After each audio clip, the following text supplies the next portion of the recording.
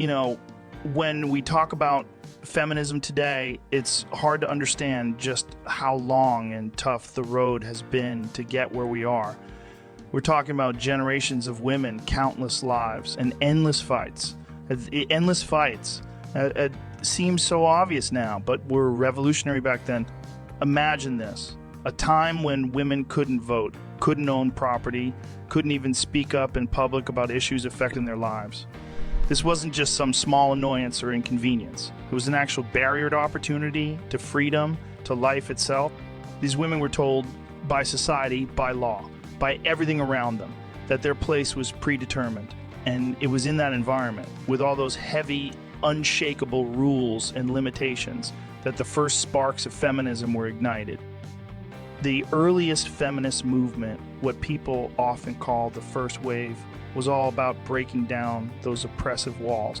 These women were brave as hell, risking public shame, losing their families, even facing prison time, all because they believed in a future they might never see for themselves.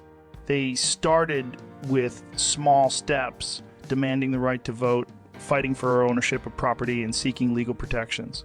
And think about it, these were audacious dreams in a world where such dreams were practically forbidden. Yet they fought and they persisted even as they were dismissed and ridiculed by almost everyone around them. But the more they pushed, the more society was forced to recognize them, and eventually they won some major battles. The right to vote or suffrage wasn't just a political victory. It was a fundamental shift in the way society saw women as individuals who deserved a voice. Now, fast forward a bit to the mid-20th century, and here comes the second wave of feminism riding on the momentum of that early fight for basic rights. This wave looked around at society and said, all right, we've got the vote, but there's so much more that's still holding women back. They weren't just looking for symbolic victories. They were questioning the fabric of society itself, how it treated women in their workplaces, in their marriages, in every part of life. This era was like the big awakening. Moment when society started to really look in the mirror and confront some uncomfortable truths. Women in this wave were demanding things like reproductive rights, access to equal job opportunities, and laws against domestic violence. They were challenging long-standing power dynamics and redefining what it meant to be a woman in modern society. And it wasn't just women pushing for these changes. Some men were stepping up too, realizing that this wasn't just a woman's issue. This was about building a society where everyone had a fair shot. Then we come to today, where we're in what people often call the third wave, or even the beginning of a fourth wave of feminism, depending on who you ask. And this wave is different in its approach, more intersectional, more global. It's not just about the rights of middle-class women or women in wealthy countries. It's about recognizing the diversity of experiences, lifting up voices that were often left out of the conversation before. This movement acknowledges that gender inequality looks different depending on your race, economic status, or even where you live in the world. And that's something worth talking about, right? Because it's one thing to fight for your own rights, but it's a whole other level of justice to stand up for the rights of others, people you might never meet, but whose struggles are connected to your own. This story of feminism is an evolving journey, a story that is still being written with each new generation. And here's the thing that really stands out to me. Feminism isn't about erasing differences or saying that men and women are the same in every way. It's about respecting those differences and building a world where everyone's strengths are valued, where people are free to be themselves without limitations based on something as arbitrary as gender. It's about striving for fairness and pushing back against systems that try to hold people down. It's so easy to think that because we have certain rights today, the fight is over. But if you look closely, there are still so many areas where equality is just out of reach. We're talking about pay disparities, access to health care, violence against women, and these complex social expectations that are still around affecting how women and men see themselves. Feminism today is a reminder that there's more work to be done, that we all have a role in shaping a world where equality is not just a word, but a reality. So when we talk about the feminist movement, it's not just a story of the past. It's a living, breathing fight that has touched countless lives and continues to inspire people around the world to make a difference. And if that's not powerful, I don't know what is.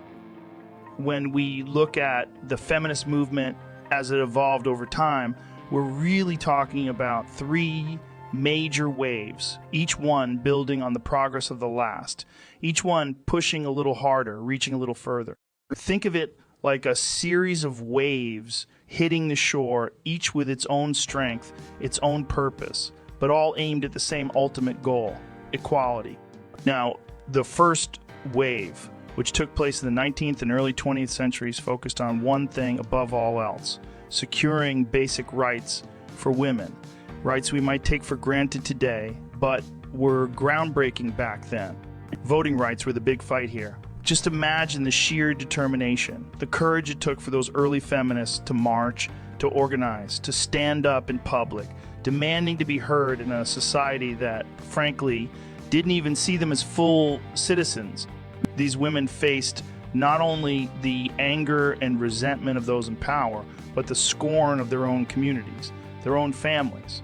They were willing to risk it all because they believed in something bigger than themselves, a future where women's voices mattered. And then, as time went on, women won that right to vote, and with it, a new sense of what was possible. But here's the thing. Gaining the right to vote was just the beginning. Society had deeply rooted ideas about what women could and couldn't do, and it wasn't just going to change overnight. That's where the second wave comes in, the second wave of feminism, which kicked off in the 1960s and continued through the 80s, wasn't satisfied with just political rights. It wanted social and economic equality too. This was about pushing back against the cultural norms that kept women in their place. Women were asking, why can't we have careers? Why can't we make choices about our own bodies? Why can't we make choices about our own bodies? Why are we treated differently in marriage, in the workplace, in everyday life? And they were angry, and rightfully so, because so much of what they were up against was invisible. It was built into the fabric of society. This was a powerful time, a time when women across the country were saying enough is enough, and the battles they fought, whether it was for reproductive rights, equal pay, or protection from domestic violence. These were battles for the right to have control over their own lives. It wasn't just about changing laws. It was about changing minds, changing attitudes, and reshaping the culture itself. And then, just as people were beginning to think the feminist movement had achieved its goals, we saw the rise of the third wave in the 90s and into the new millennium. This wave came with a new focus on individuality, on the diversity of women's experiences. This time, feminism wasn't just for one type of woman. It wasn't only about white middle-class women anymore. It was about recognizing that women of color, LGBT women from different economic backgrounds, all face unique challenges. The third wave said, we're not all the same, and that's okay. It brought intersectionality into the conversation, understanding that gender inequality doesn't exist in a vacuum. It intersects with race, sexuality, and socioeconomic status, and you can't tackle one without addressing the others. This was huge because it opened up feminism in a way that it hadn't been before. It wasn't just about all women anymore. It was about all women and their unique experiences. It became a movement that embraced difference rather than trying to fit everyone into the same mold. Now, here we are today with what some call the fourth wave. This wave is fueled by the digital world, by social media, by instant connections across the globe. Issues like sexual harassment, online abuse, and consent have come to the forefront, with movements like Me Too showing just how pervasive these problems still are.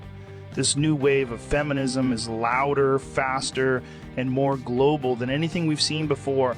It's connecting people across continents, breaking down borders and saying, we're in this together and we're not going to stop until we see real change.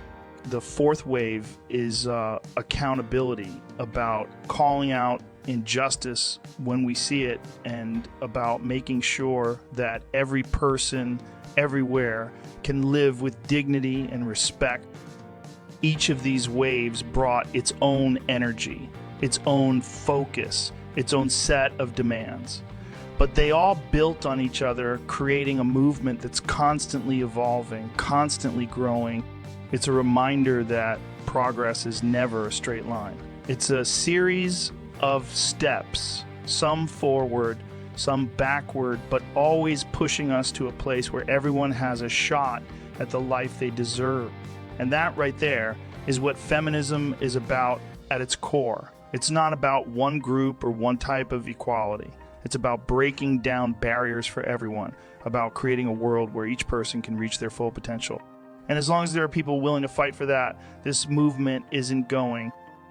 Now, if we really take a step back and think about it, the feminist movement isn't just some isolated series of events. It has fundamentally reshaped the way women see themselves and how society sees women. We're talking about transformation so huge that it's hard to capture in words.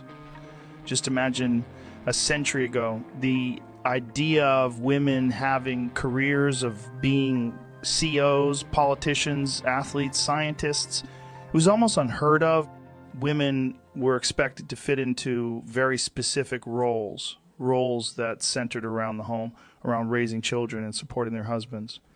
They were made to feel that their worth was tied to how well they played those roles, nothing more. But as the feminist movement began to pick up momentum, that image, that narrow and limiting vision of what women could be, started to crack. Women began to see beyond the walls that society had built around them.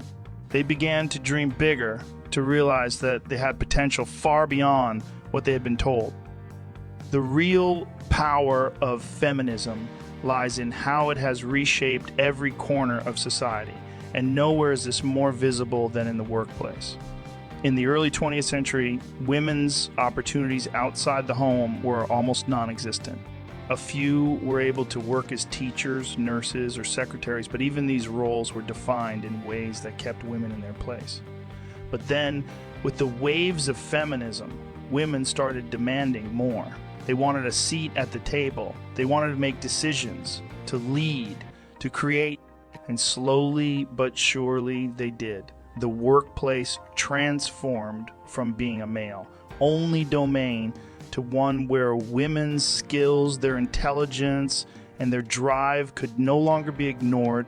Suddenly, it wasn't so strange to see a woman managing a team, running a business, or making groundbreaking discoveries in science and medicine. And this didn't just change the lives of individual women. It redefined what a career could look like, what success could look like, It opened up possibilities not just for women, but for everyone. Because when you make space for one group, you make space for innovation, for diversity of thought, for creativity that wasn't there before. And it's not just the professional sphere where we see this massive shift. Think about politics. Not that long ago, the idea of a female leader was almost laughable to some people.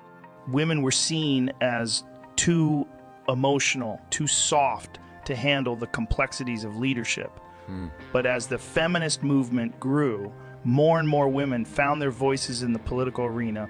They stood up, they spoke out, and they brought perspectives that have been missing from the conversation.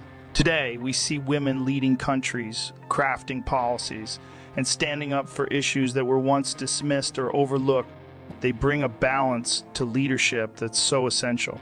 Because let's be real, society benefits when we have diverse viewpoints, when we have leaders who understand the different challenges people face.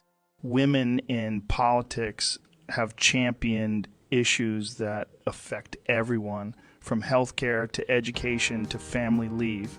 And that's a direct result of the doors that feminism helped open. And let's talk about family life, because the feminist movement has redefined what it means to be a mother, a wife, a partner. In the past, a woman's role in the family was seen as her sole purpose. Her identity was almost entirely tied to how well she fulfilled her duties at home. But as feminism grew, women began to ask, why can't I have both a family and a career? Why can't I pursue my dreams while also being a good parent? This questioning led to a revolution in family dynamics, allowing for shared responsibilities, for partnerships where both individuals support each other's goals. It has created a new kind of balance where women don't have to choose between having a fulfilling career and raising a family. They can do both, and they can do it on their own terms. This shift isn't just beneficial for women. It's beneficial for men, too, because it challenges the traditional roles that limited everyone. Men are now more empowered to be involved parents, to be supportive partners, without feeling like they're betraying some outdated idea of masculinity. And when you look at all these changes, it's clear that feminism has created a society that is more inclusive, more flexible, more supportive of each individual's path. The changing role of women has not only opened doors for women, it has created a ripple effect that impacts every single one of us. By challenging stereotypes, by questioning traditional roles, feminism has shown us that people are more than the labels we assign to them. It's about giving everyone the freedom to live a life that's true to who they are, without the limitations imposed by outdated expectations. This isn't just a win for women.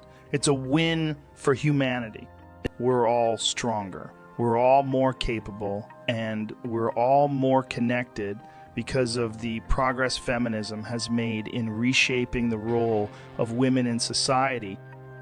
So when we think about the feminist movement, let's remember that it's not just a story about women gaining rights. It's a story about society evolving, about all of us learning to see each other in a fuller, richer way.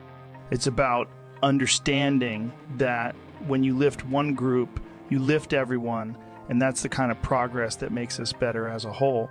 Feminism has been a force for change, a reminder that the possibilities for all of us are limitless when we're willing to break down the barriers that hold us back. And that right there is the beauty of it all. It's not just about equality. It's about creating a world where each person can be their best self in their own way. And if we keep that vision in mind, who knows what we can accomplish together. When we talk about feminism today, it's easy to think we've come so far that the job's done, right? I mean, women can vote. They're in the workplace. They're in politics. It seems like feminism did what it set out to do. But here's the thing. The fight is far from over. Even now, in 2024, women are still facing some pretty huge challenges that can feel almost invisible if we're not looking closely. Let's talk about pay inequality. On paper, it might look like we're all equal. But when you dig into the numbers, women are still getting paid less than men for doing the same jobs. And for women of color, the gap is even wider. It's almost surreal that in a world where we're putting people on Mars, we're still trying to figure out how to pay everyone fairly. And it's not just about numbers on a paycheck. When we underpay women, we're sending a message that their work is worth less, that their contributions are somehow less valuable. It's a systemic problem that affects everything from a woman's ability to support her family to her retirement savings, creating a ripple effect that impacts every aspect of her life. And then there's the issue of reproductive rights, which is still a major battleground. This isn't just a women's issue, it's a human rights issue. Women around the world, and even in parts of the United States, are still fighting for control over their own bodies, for the right to make decisions about their health and their future. Imagine how dehumanizing it feels to have other people, often people who will never be in your situation, making those choices for you. It's about autonomy, about dignity, about trusting women to know what's best for themselves.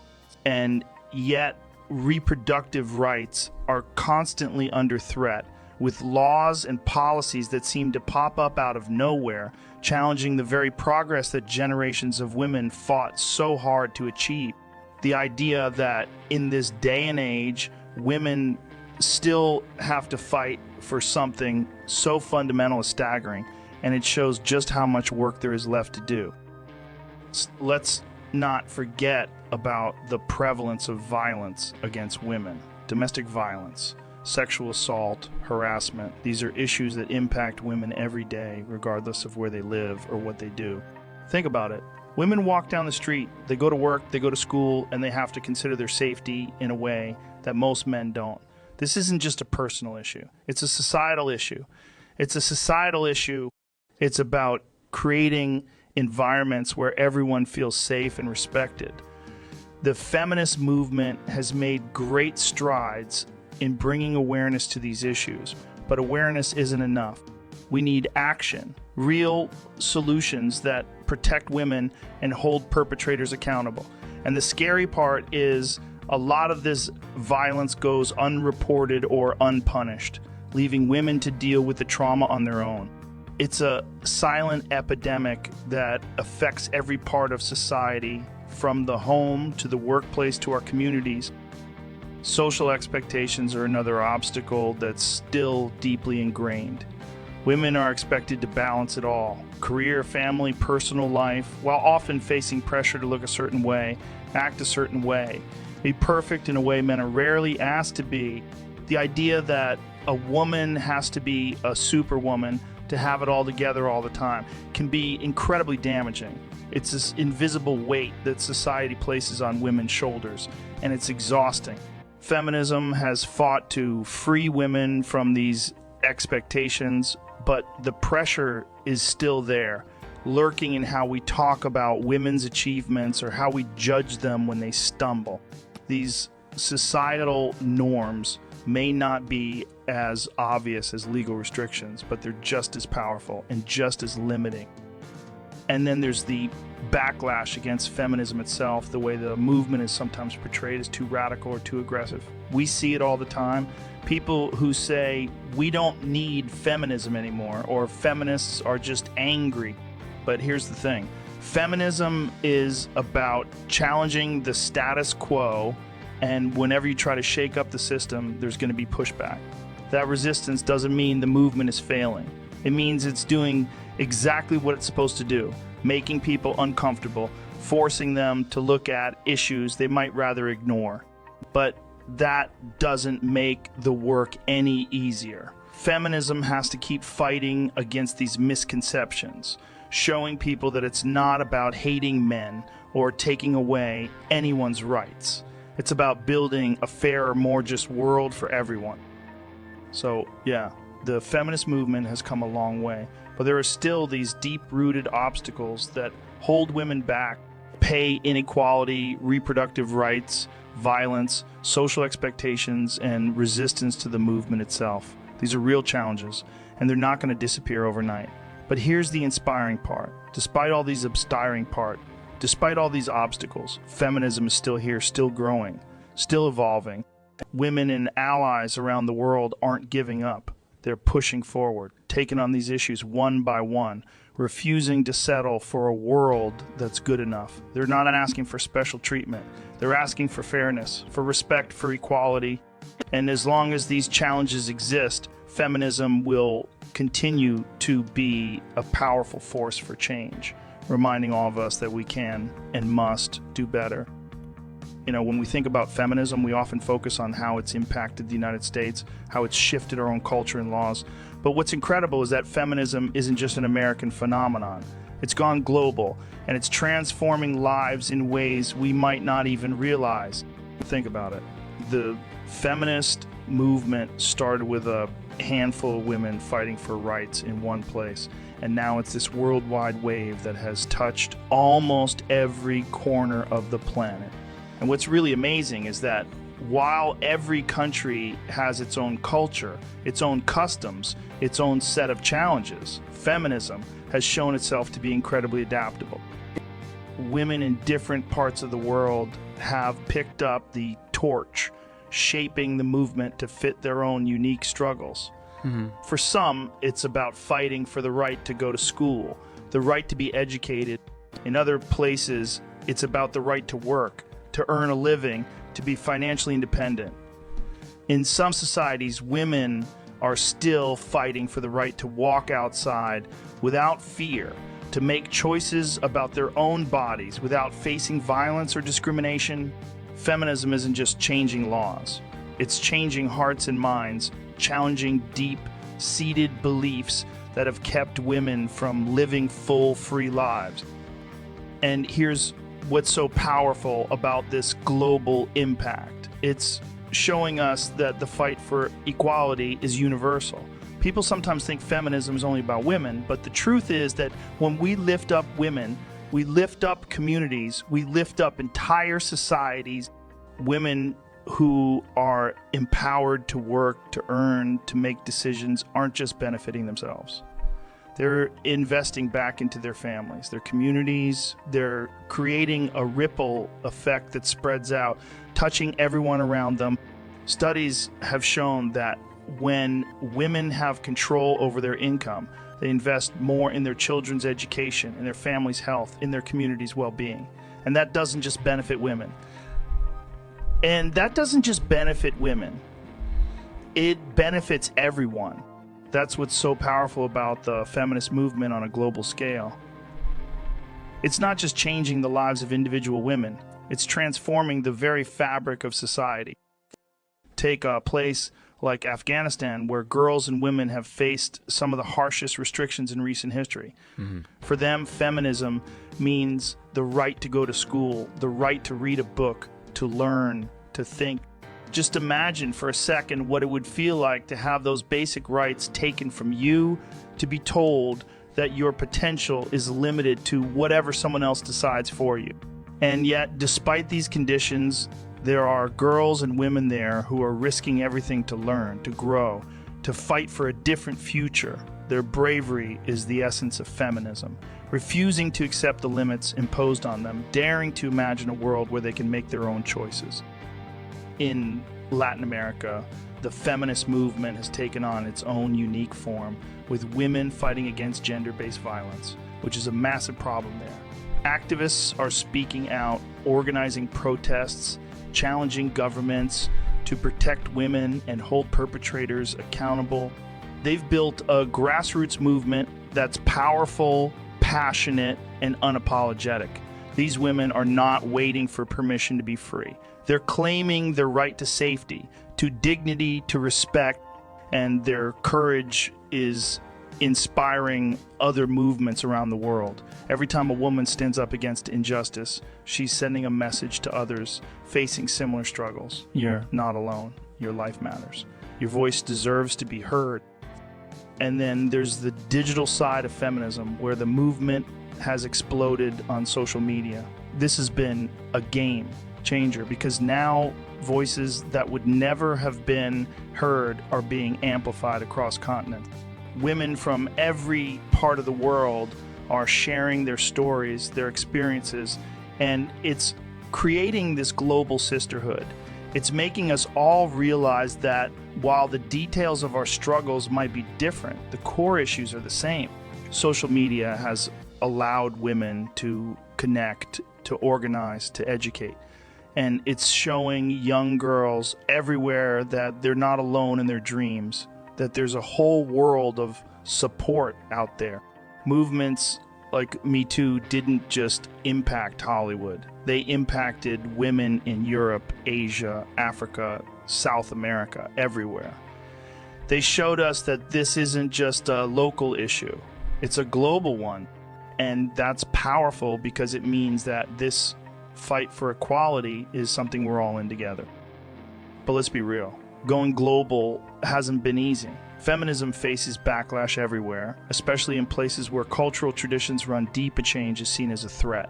In some societies, feminism is viewed with suspicion, as if it's a Western import that goes against local values. And that resistance is real. But what's amazing is how resilient the movement has been, how it's been able to adapt to find ways to adapt, to find ways to communicate that are sensitive to cultural differences without compromising its core values. Feminism doesn't look the same in every country, but that's the beauty of it. It doesn't have to. It can be molded to fit the specific needs and struggles of women in each society while staying true to the idea that all people everywhere deserve respect, opportunity, and freedom. The global impact of feminism reminds us of the simple truth that human rights are universal, that no one should be denied their potential, their future, because of who they are. Feminism is a force that transcends borders, languages, religions. It's a movement for dignity, for equality, for justice. It's a reminder that we're all connected, that a win for women anywhere is a win for all of us. So when we talk about feminism, let's remember that it's not just about changing one country, one law, or even one mindset. It's about shifting the world, one woman, one community, one voice at a time. And as long as there are people willing to stand up, to speak out, to fight for what's right, feminism will continue to change lives, not just for women, but for everyone. When we talk about the feminist movement, we can't ignore the incredible individuals who made it what it is today. These aren't just people who gave speeches or wrote books. These are true pioneers, warriors who shaped a movement with their grit, their vision, and their sheer determination to change the world. They didn't just advocate for their own rights, they opened doors for millions of others, paving the way for future generations. Take someone like Susan B. Anthony, for example. Here was a woman who, in the 19th century, dared to challenge a system that seemed immovable. She knew what she was up against, yet she spent her life fighting for the right to vote, for women to be seen and heard. And it wasn't just about the vote. It was about dignity, about standing up and saying we matter, our voices matter. She wasn't doing it for fame or for recognition. She did it because she believed in a future where women were equal citizens. Imagine that level of conviction, that unshakable belief in something bigger than yourself. Then you have someone like Betty Friedan, who lit a fire with her book, The Feminine Mystique. In the 1960s, she made waves by questioning the role that women had been boxed into. Her words resonated with countless women who felt trapped, unfulfilled, invisible. Friedan was a spark in a dry field. She ignited the second wave of feminism by challenging the idea that a woman's only purpose was to be a wife and mother. She dared to ask, is this all there is? And that question resonated so deeply that it shook society. She wasn't just speaking for herself. She was giving voice to millions of women who had been feeling the same things but didn't know how to articulate it. Her words gave them permission to dream bigger, to want more, to believe that they had a right to a life of their own making. Gloria Steinem is another force, a true icon of the movement. She wasn't just an activist. She was a journalist, a leader, a voice that cut through the noise with precision and passion. Steinem understood the power of storytelling, of using media to reach people where they were. She took feminism into the mainstream, making it accessible and relatable, and she never backed down from the tough conversations. She went head to head with critics, with politicians, with anyone who tried to dismiss or belittle the movement. But what's really amazing about Steinem is that she didn't just talk about feminism. She lived it. She embodied the principles of equality and justice, not just in her activism, but in how she lived her life. Mm-hmm. Her dedication wasn't just to women in the United States, but to women around the world. She helped redefine what feminism could be: bold, inclusive, and unrelenting in its demand for justice. And as we come into more recent times, there are so many modern voices who are shaping this movement in new and innovative ways. Malala Yousafzai is one of those figures. She took a bullet because she wanted to go to school. Just think about that. She stood up against one of the most oppressive regimes in the world because she believed in a girl's right to education. At such a young age, she was willing to risk her life for something that most of us take for granted. Her courage didn't just inspire her peers. It inspired the world. Malala showed us that the feminist movement isn't just about breaking glass ceilings in boardrooms. It's about breaking down barriers in every corner of the world, no matter the cost. Her voice is a reminder that education is a fundamental human, right? That every girl deserves the chance to learn, to grow, to build a future for herself. And she's done it all with a grace and humility that is absolutely humbling. Even today, we have powerful voices like Chimamanda Ngozi Adichie, who brings a fresh perspective to feminism, particularly as it relates to race and identity. Through her writing and her talks, she's shown us that feminism isn't a one-size-fits-all movement. It's a complex, layered experience that intersects with so many other aspects of identity. Adichie speaks truth to power, challenging stereotypes and pushing people to think about feminism in new ways.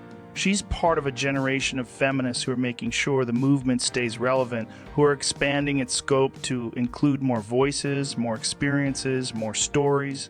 And in doing so, they're making the movement stronger, more resilient, more inclusive. These leaders, these icons, they didn't just push for equality. They demanded it even when it seemed impossible. They faced ridicule, persecution, threats, and even violence. But they refused to back down. And they didn't just open doors. They tore them off their hinges so no one would ever have to knock again. Because of them, millions of women have had the courage to stand up, to speak out, to demand a life that's free from limitations imposed by others.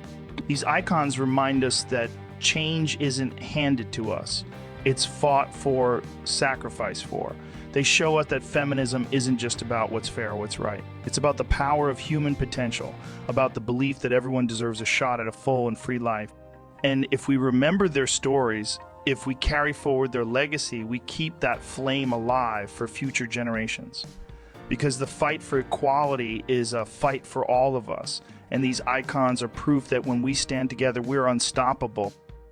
You know, one of the things we don't talk about enough when it comes to feminism is its impact on men.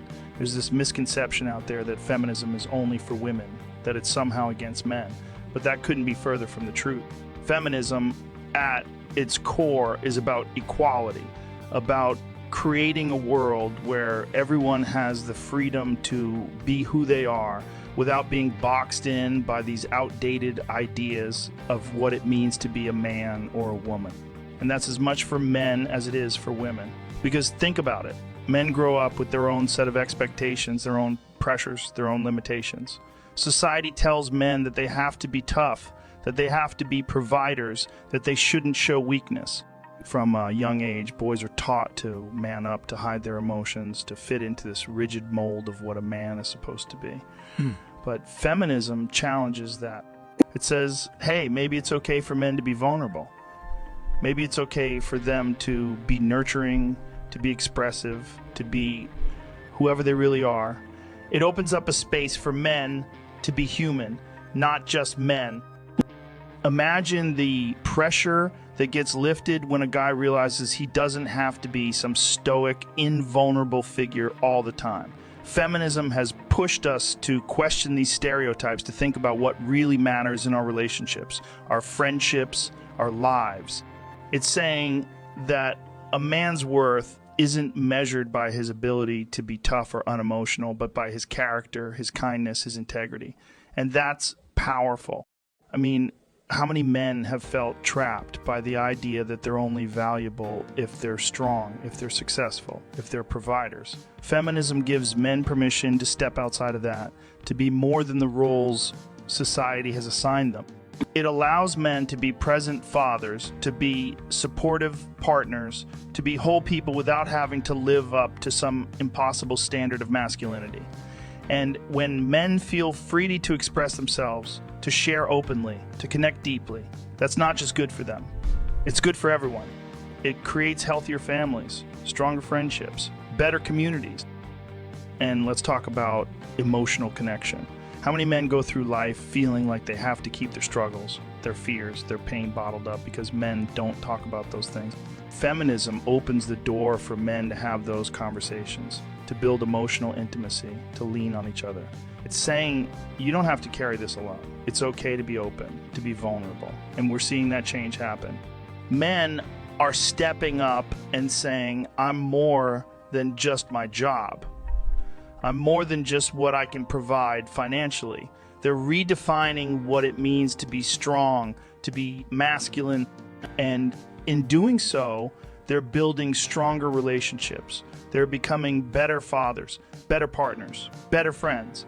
This isn't just some abstract concept. It's real, it's tangible, it's changing lives. Because at the end of the day, everyone deserves the freedom to be who they are without judgment, without fear.